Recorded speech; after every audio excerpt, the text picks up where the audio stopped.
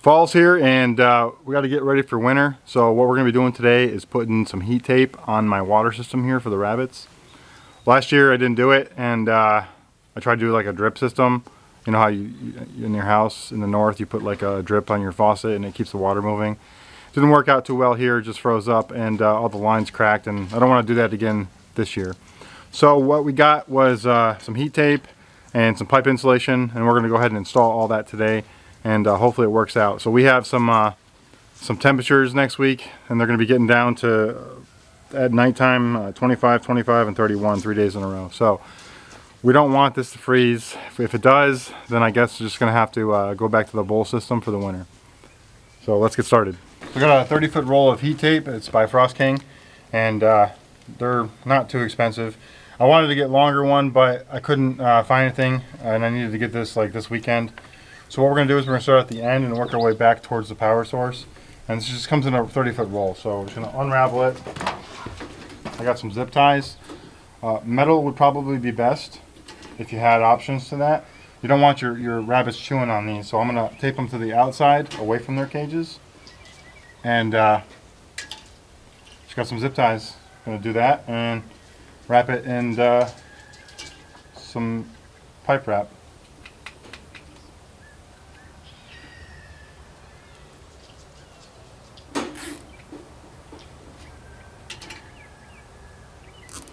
Once I'm done with all the zip ties, I'll come back through with a little pair of snippers and get all the tails off. Got it on there pretty easily. The 130-foot roll was actually enough for the entire system, and I just put zip ties about every foot or so, and I made sure to keep the line untangled and not twist it up or anything like that, so it's nice and flush and flat and stays flat the entire way around. I wasn't able to spiral this around because I don't want the wires being exposed to the cages. This is the way my setup's set up. I don't want the rabbits obviously to chew on anything electrical. If they chew on zip ties, I could just replace those with metal ones, not a big deal. But that's how it looks. It goes all the way down through here.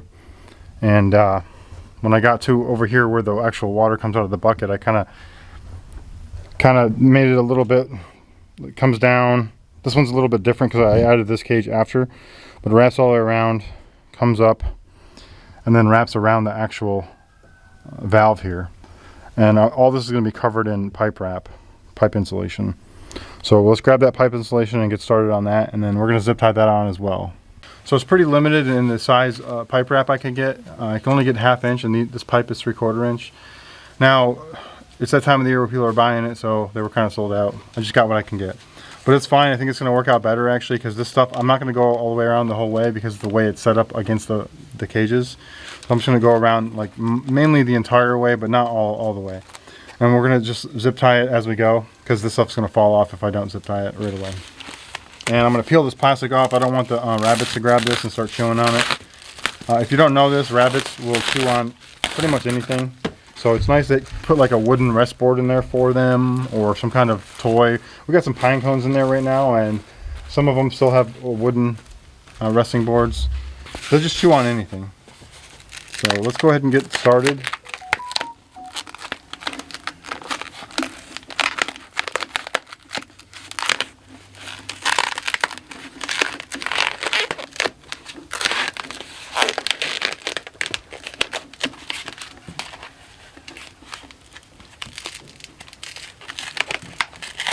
And this adhesive is really sticking to itself, so just if you're going to pull it off right away, just be wary of that. I'm going to pull it off next time as I go, because this stuff is really sticking to itself.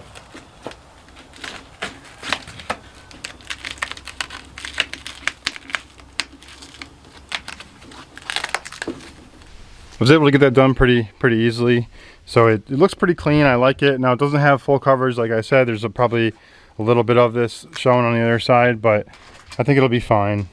And it just kind of comes on.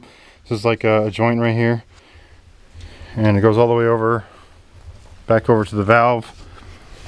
And got a little creative here and just kind of cut it down to size and made it look as good as I could, and I think it looks fine. Again, this is 1/2 inch pipe wrap around a 3/4 inch pipe. Down here would have been better to have 3/4 inch because it's open away from the cage.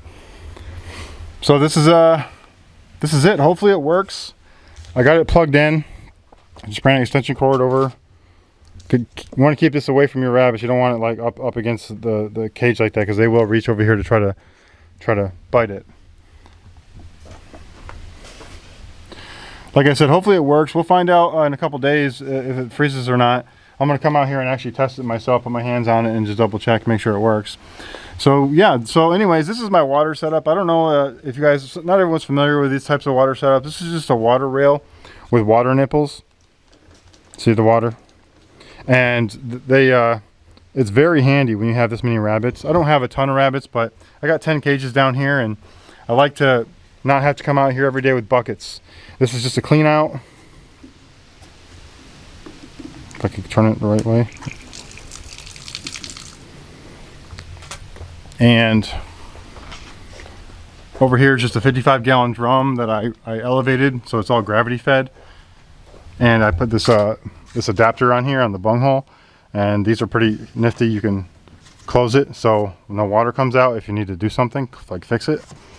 And that's that. We just hook a hose up to here, put the water in, fills up about this much before it starts overflowing, so it really only holds about, I don't know, 45 gallons, which is plenty of water. Once a week we check this, we just lift up on it. It's not strapped down or anything, it's just kind of in place, and I haven't had any issues.